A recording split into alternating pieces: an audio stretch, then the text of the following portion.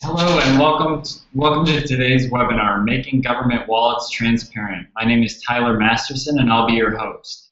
Today we will be talking with Senior Project Manager at Montgomery County Government, Victoria Lewis, and Manager of Process and Technology at OMB, Scott Coble. They'll be taking us through a number of things: the history of their open data program, their open data plan detailing the hundreds of data sets they'll be releasing this summer, some decisions they've made on why they want to release a more dynamic view of their budget, a design partnership approach to innovation, and last and not least, a demonstration of the budget. Please remember you can send us your questions during the webinar via our webinars@socrata.com email address or by commenting in the webinar page. With that, let's get started. So Victoria and Scott, let's talk about budgets. Why does Montgomery County want to make it easier for citizens to understand budgets and how they're structured and allocated? Thanks, Tyler. This is Scott Coble with Montgomery County. We've had our data out on what we call Open Montgomery for the last 3 years. So we've had our budget data out there. And it is really what you're looking at is a giant Excel spreadsheet. It has 18,000 records with probably 20 columns in it. And through time, I don't think we've had as many views as some of our other data sets out on Open Montgomery, and we wanted to give the residents a very good view of what we're doing fiscally in Montgomery County. So working with Socrata, we've developed this budget module we're going to show you later that gives citizens an easy way to view the budget, understand how the money's flowing down through the system, and really take away a very good understanding of how Montgomery County's budget works. Great, well thanks for that. And why did you decide to partner with Socrata on the design of this app? Because it sounds like you had budget PDF documents on the web, but you wanted to kind of explore a more dynamic experience. I think I can answer that. Montgomery County already has a history of showing financial transparency with our publishing of the recommended and approved budgets and some spending data. However, although we technically complied with our open data law of publishing this data, we felt we could do better. We looked at best practices and existing tools that would educate the resident on how we do things, improve access to our data, and encourage data analysis and collaboration with the public. After not finding a complete match, we decided to partner with Socrata to build the tool we had in mind that leveraged our hard work in getting the data on our open data platform. We had complementary roles where Socrata provided product development resources and a core knowledge of our open data platform, and we in Montgomery County contributed operational knowledge and provided strategic vision and guidance. Thanks. So basically you identified a need for what you guys wanted to accomplish with the budget. It didn't exist in the product space, and you basically teamed up with Socrata to make it happen. So I appreciate that, Victoria. So that's kind of interesting. Can you walk us through the process of designing open budget since it didn't exist at the time? Sure. I'm going to take us over to a PowerPoint slide that we have that can help explain that.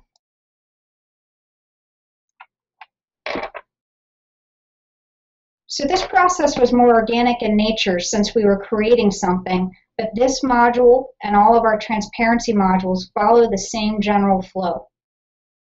For scoping, we first determined our module parameters. Beyond looking at best practices, we had a focus group of residents and advocates tell us what mattered to them regarding financial transparency. We learned from them that we needed to lose the budget lingo and be able to answer basic questions, like the funding and status of a library construction project in their neighborhood.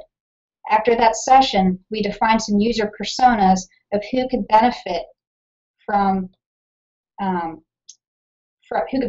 this module. We referred to them frequently throughout the project. We then went through an iterative design process with Socrata. Once we felt it was at a good point, we brought people in that represented our user persona groups and asked for feedback on how to further improve the tool. Once the screens were finalized, we defined what data sets we needed to support the module. The next phase for testing, the one we are in the final stages of, is our data verification step. Here, we are verifying that the data sets, calculations, and visualizations are all accurate. After this stage is done, we will launch.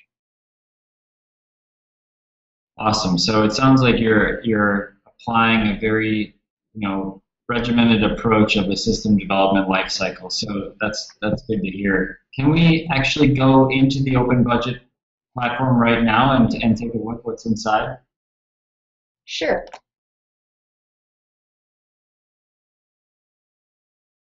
So I think we're going to be switching it over from the PowerPoint presentation to sharing your desktop. Is that correct, Victoria?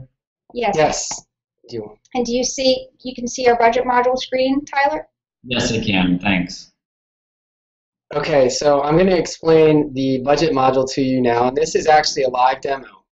So what we have here is the budget module, and in Montgomery County, like a lot of jurisdictions, we have two types of our budget. We have the operating budget, which really go down into personnel costs and operating expenses. And then we also have the capital budget, which goes into projects. For the purposes of this demo, I'm just going to fully focus on the capital budget because you can see maps and you can actually see project statuses.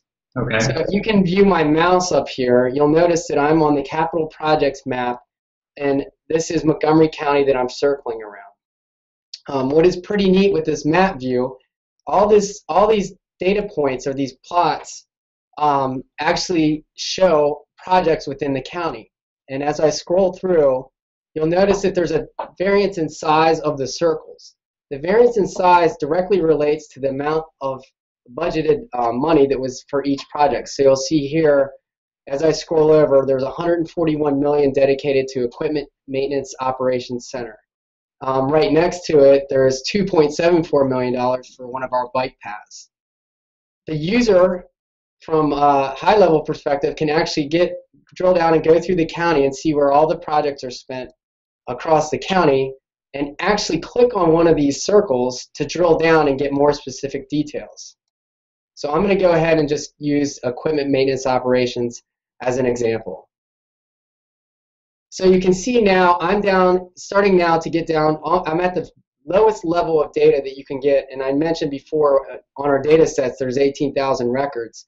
You're actually looking at here on the left the name of the project, the amount that's spent towards the project, and if you can see this, it might be small on your screens, but the percentage of the money spent toward versus the entire budget of the capital budget. So in this case, there's $141 million dedicated to the Equipment Maintenance and Operations Center, and that makes up 1% of the capital budget. Now this user interface is I think very intuitive once you get the hang of it. It's easy to use, and it's also very informative, and we've broken it down to use, as Victoria alluded to, language that makes sense to your general user. Whereas we have a lot of, obviously, budget specialists in OMB that use different terminology, a general resident might not even know what the difference between revenues and funding is. So up here we have what's the plan, which is showing you the map and where it goes, where it's from, and I'm going to click on this link. Is going to show you the funding sources. So instead of saying funding, we say where it's from. I know it's at a high level, but I think this makes a lot more sense to the resident. And then Tyler, if you look down here, you'll see out of our funding sources, they're all broken down in this nice diagram. Again, the circles equate to the amount of funding for them. And you can see that interim finance makes up almost $98 million for this project out of 141. Then we have our bonds that make up $41 million, and then as these circles get smaller, you can see they're just much smaller amounts. The next bubble, if you can see where I'm hovering now, shows whether it's a local funding source or an external funding source. And some of these projects will have another bubble up here that would be external, and they all nicely filter up into the total, which you see here in this yellow bubble. Beneath this right here, you'll see a timeline that shows in the capital budget we have in Montgomery County, it goes over 6 years. You'll see the timeline of the funding sources and how they're allocated across that timeline.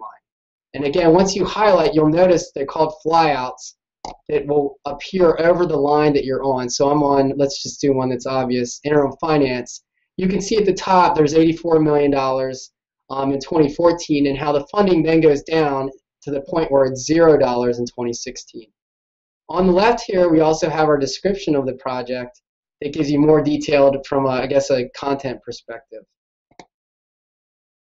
So you'll notice if I hover over this, we actually link back. I'm not going to click on it for this purpose, but there's a link to the project website that actually takes us, I think this one is from, forgive me, I think it's, Department of Transportation, would take you to their website where they actually have project descriptions in much more detail. So we've linked in all of our county website with this budget module, which is really slick. Now I'm going to go back to what's the plan here. And the other piece of this is, you see, this is the reuse of data across departments, which is, I mean, it's genius. But we have phases that are associated with each project. Now at OMB, we have the standards for the projects, mostly for our Department of General Services and Department of Transportation. But you'll see we have the planning phase, the preliminary design phase, all the way to completed. And this is a data set that's not coming from our budget data, but is actually linked in with Department of Transportation in this case. So the user can come in and see exactly where the project is. And right, it looks like this one's completed. You can see how it's highlighted here. And there's a little note here, you'll notice all project activities have been completed and paid for. This is, again, if you just drill down straight from the map, pretty much everything you have in this user interface has these flyouts. You can see as I'm rolling over here, this shows you the entire capital budget figures in the little flyout. You'll see now at this level, I'm just showing you the transportation budget, which is $2.6 billion versus the $141 million for this project. Now I'm going to show you one other way to drill down and to get through this. So if you can see my screen, now I'm here back at the top. Is that caught up yet with you, Tyler, and everyone? You can see here, and I'm not, for purposes of keeping this demo short and to take questions, the operating budget works very similar in the way that the user interface works, but I'm going to go down and drill down through the capital budget again to show you how we just got there. So each one of these bar graphs is actually the link, and it's a kind of a different way to look at things, but once you get the hang of it, it's very intuitive. So I'm going to click on transportation, and now you can see I've broken down transportation here in this the green area to all the projects, and I believe we were just in mass transit. But Victoria brings up a good point. Right now we're in the chart view, which has the bar graphs that I'm hovering over. Each one of these sections also has a table view in case you just wanted to get the raw numbers. And there you can go and see how much money's been allocated for each, I guess at these point, projects within the transportation. There's also a link here where you can click to download the raw data that will bring it up. I think you got a CSV format, which you can open up in Excel or pretty much anything, even TextPad. But to go back to the demo, I'm going to go back the same route where we were in mass transit. So I'm going to go down another layer. Now you can see the 12 projects that are within mass transit. And do you remember? Can't find it. Well, I'll just pick a different one. Oh, here it is. If you remember, I went on the map and picked the Equipment Maintenance and Operations Center. Here's the other way to get to it, by drilling down just through the bar charts. So again, I'm at the same level now, but it shows you another way of where you get to everything and how you can show the details. And really, you get a lot of information that you can't get from what we alluded to earlier, those raw data sets. I mean, when you have 18,000 records, it's very difficult. Unless you're a programmer or a budget nerd, there's no way you're going to figure this out. So this gives our residents a great way to see what's going on within the county and the budget. So for purposes of the demo, that's what I wanted to show you. Let me see. There's what's it for, where is it from, you saw the funding, and then there's where is it going. So where is it from is our funding sources, and you can see me hover all these here. Where is it going is our expenditures. So we have two data sets, and then on this we're having a map. We actually wanted to show our council districts, and if you can see my screen here, we have 5 council districts, and it's showing where the funding for this mass transit project actually is. And you can see a lot of it is over here in District 3 and District 5. So Tyler, that's what I wanted to show everyone for this demo, so I can leave time for questions. Unless there was anything else you wanted to show, or if you wanted me to go down the operating side, I think that would wrap it up.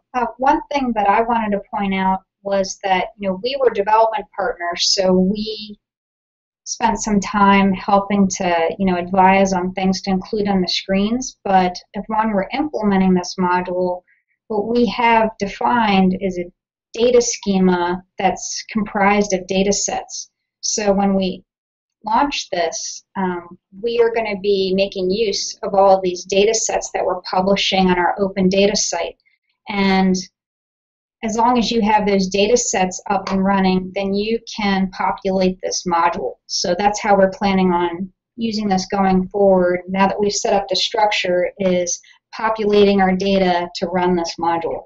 Yes, and in fact, our next data sets will come out, I'd say like the first week in June, and that's going to be our approved data set. So across the board, we'll have FY15 approved operating budget and FY15 approved capital budgets. And we'll keep rolling this over year to year. At the timelines, we'll adjust as we go on. So that was our main goal, is to make sure that residents had an easy way to see everything, a storybook view, an intuitive interface, and they didn't have to go back into those raw data sets and try to filter out on their own. They can just come here and get the grasp of Montgomery County's financial status. That's a really great point, Victoria and Scott, that you're leveraging the infrastructure that you've already set up, and then as you continue to, as the years go by, you're uploading data sets into that same data schema, and then this interface that the citizens are more familiar with, a more easily used interface, will be updated with the live data. So with all that talk about data, and Scott, you had mentioned 18,000 rows quite a number of times during the demonstration. What challenges did you face specifically with your data as you adopted this app, and kind of use that frame to talk about how you might recommend other municipalities and counties going forward? How will they be able to manage their data through this process? Yeah, I mean, there was obviously a lot of lessons learned when we put this together. We had to determine what data to include. So that is about like what do we filter, what do we expose to the public. We went through a lot of vetting processes, and we started first, since we have two types of budget, we started first with our operating budget.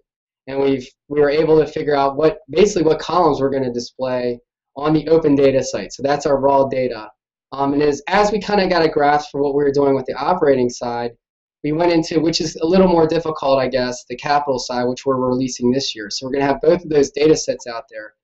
Setting up the structure of the data. We have a system called Hyperion that does all of our budgeting. It's our budgeting system, basically. And when we pulled some of this data out, one of the things we noticed is that, and this is getting semi-technical, there were same data types in the same column, which doesn't let you do any kind of visualizations or comparisons. So I'll equate it like this. Imagine we had one column that had dollars in it, it had numbers in it, it had percentages in it, and it had decimals in it.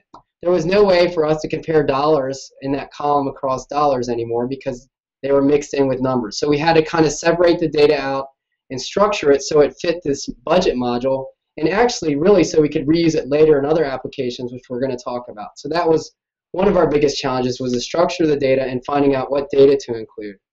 When we worked with Socrata and again with Victoria, we also wanted to figure out how to meaningfully display the data, and that's what I just drilled down on. We went through many iterations and many mock-ups to figure out how the easiest way for a resident to get to the bottom layer and figure out what's going on. And we had to do these storybooks, I guess, a number of times in a number of different mock-ups. Let's see. We also, Victoria did a lot of this, but benchmarking, we looked at similar sites and looked at kind of what other jurisdictions were doing. There isn't a whole lot out there, to be honest, for us to benchmark. So a lot of this was the first time through. But we did look and see if there's any lessons learned and how we could improve on what else was out in the rest of the country. So I guess that pretty much sums up the major challenges we've had developing this module. I would say one thing that we felt that really worked out well for us was involving who we felt were the stakeholders or the main audience for this module.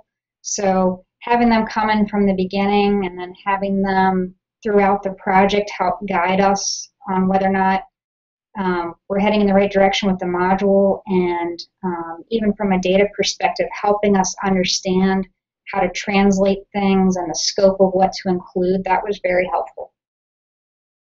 Great, thanks. And Scott, you had alluded to additional applications, and I wanted to kind of dig into that a little bit. What are the next steps for Montgomery County with financial transparency?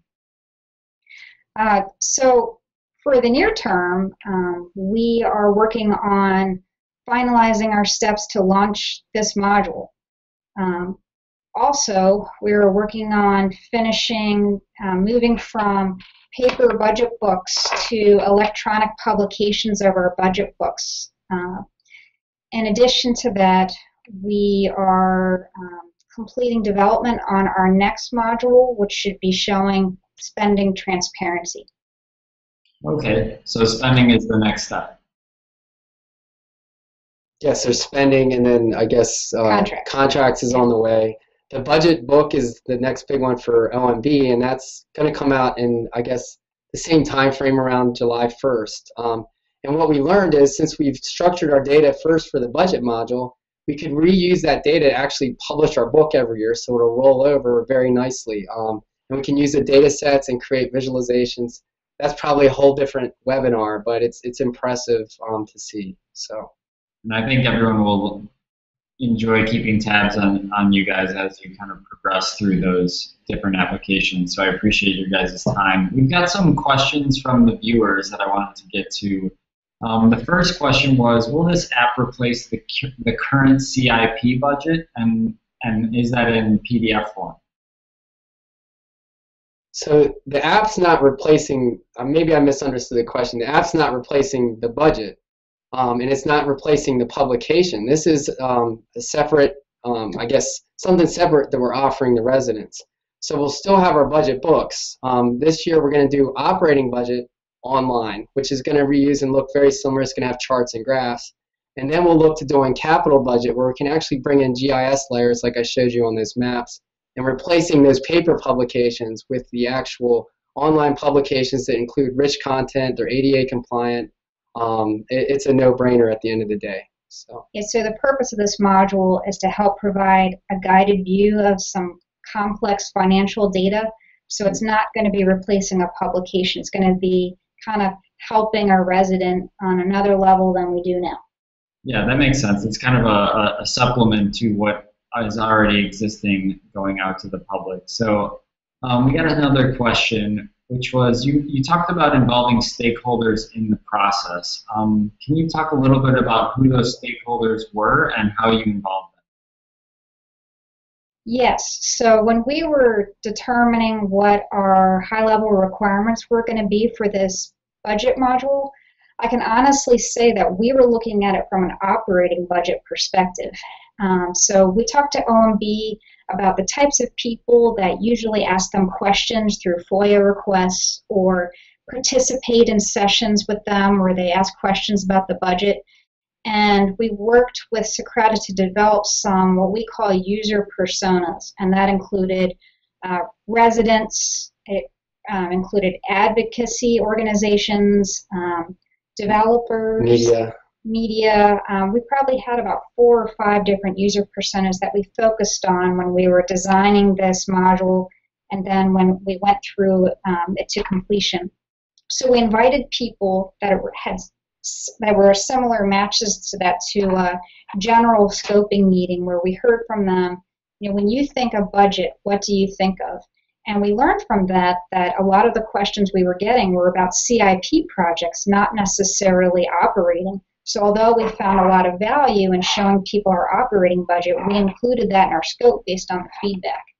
And then once we had some sessions or some screens developed, then we brought people back in that were part of these user persona groups. And we did that through coordination through our Chief Innovation Officer, who deals a lot with external groups in the county. So he helped us find the types of people that we were looking for, and we would put them in a lab to observe how they react to different screens we have and how they felt about the flow of data and the terminology we were using. Awesome. And with all those stakeholders, I imagine you've developed a product that essentially is more user-friendly and thus is going to draw more eyes. So with that, what's the best way for citizens to offer feedback about this app and the budget process in Montgomery County in general? Well, currently through our Data Montgomery site, we have a 311 center that we receive a lot of comments from our site through. We also have suggestions at the bottom of our Data Montgomery site where people can suggest things that they would like to see. So I would imagine we'll have something similar to that on our module and on the budget book publication. So in some capacities that they have a way to give us the feedback. And I can see us over time kind of bringing people in from these user personas just to kind of get a retrospect feedback, see what they would like to see and next phases of this and how we can make it even better each time. Okay, great. And the follow-up question to that is have residents been actively seeking more information or complaining about a lack of information? Or is this simply a proactive effort on your guys' part to benefit residents? I think it's a kind of a mix of both. So again, we've had our data sets out on Open Montgomery for 3 years, and they haven't honestly been getting a lot of hits. But Victoria and I have done a number of town hall meetings, and people have been asking questions about how can they read the budget without having to go through that raw data, those 18,000 records, and figure out where things are being, or where the spending is. We also got a number of questions, ironically, about our schools, our public schools, and how that funding's worked out, which isn't included right now in the budget, but we can look at that potentially in the future. And one thing to think about from our perspective is that our culture in Montgomery County embraces transparency. So it wasn't just a need to, that we're getting externally from people to provide a more guided view. The departments that have been participating in these transparency modules, OMB, finance, and procurement, all wanted this. They wanted to be able to show this guided view so that they could help explain this complicated data before these people download this raw data and they might misconstrue what they're saying. So there was an internal push for this also. That's a great point. And I think data, once contextualized, becomes more accessible to citizens just in general. So I think that's a really good point. Transparency is adding additional context to raw data rather than just providing it. So I appreciate you guys walking us through that. One of the other questions was, why did you choose budget transparency before expense transparency? I mean, I guess it was just, there was actually no real decision on that. It was just the way it kind of flowed out. So we were, not to say we were ahead of the game, but OMB actually, we had our data sets ready a little quicker, and we were able to work with Socrata on designing the module a little quicker. But to be honest, spending isn't far behind. You're only talking about maybe a month or two difference. Yeah, so a few months. Or a few months. One thing that was a consideration for this was that the people that we involved in the development of these modules were the best people from each department. The people had the most functional expertise about budgets, spending, and contracts. So we really align these modules also based on availability of these people, because each department, since they're functioning organizations, they had some busy cycles that we really needed to work around to make sure that OMB could submit their budget correctly. The finance organization could close their books, and contracts could get all their payments done. So there's certain points of the year where we couldn't get the best people involved, and so I really accommodated that to make sure that we had the right focus on this. Plus, there's one advantage to going a little later is that now the spending module is going to have all of our lessons learned, and they actually have some additional features that we don't have in the budget module. So theirs is actually a more refined version than even what you saw today. Sure, that's an interesting point.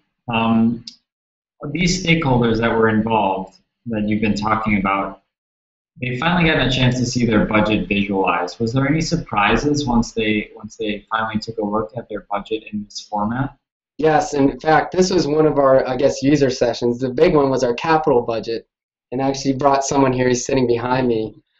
When I showed them this, I guess it was a couple months ago now, our capital budget is spread out over 6 years. But when we had initially designed the budget module, we were just showing, to make it comparative to the operating budget, 1 year.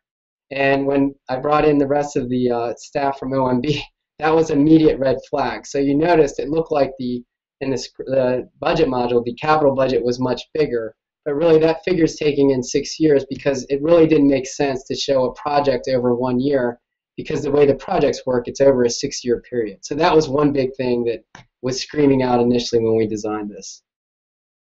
That's a good point. One other viewer question was just kind of a fun one. What is the most usable or useful feature of this application in your guys' mind?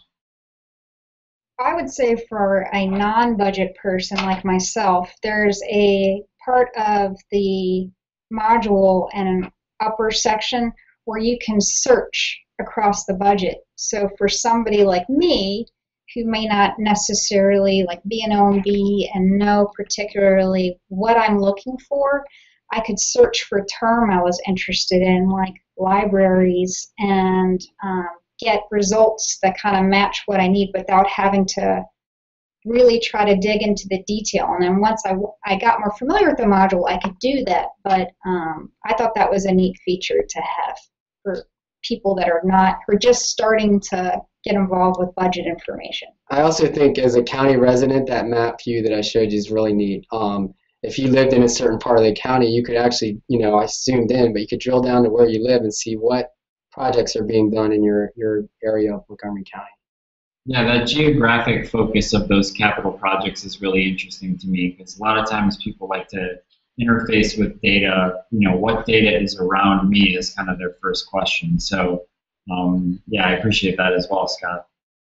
So that is all the questions that we've gotten from the viewers. So I wanted to thank Scott and Victoria for walking us through this. Also wanted to make sure everyone knows that there's a webinar survey below the video on the page. If you have any more questions, you can email us at webinars@socrata.com, and feel free to either tweet us or email us any of those questions. So we'll also be making the video available on socrata.com within the next 24 hours. And also keep a lookout for other webinars on these financial transparency apps, financial transparency series, if you will, in the near future, because it's an evolving space and we want to keep you guys close to it. So with that, thank you, Scott and Victoria, very, very much. We look forward to hearing from you guys again, and everyone have a great rest of the day and into the weekend. Thanks, Tyler. Thank you.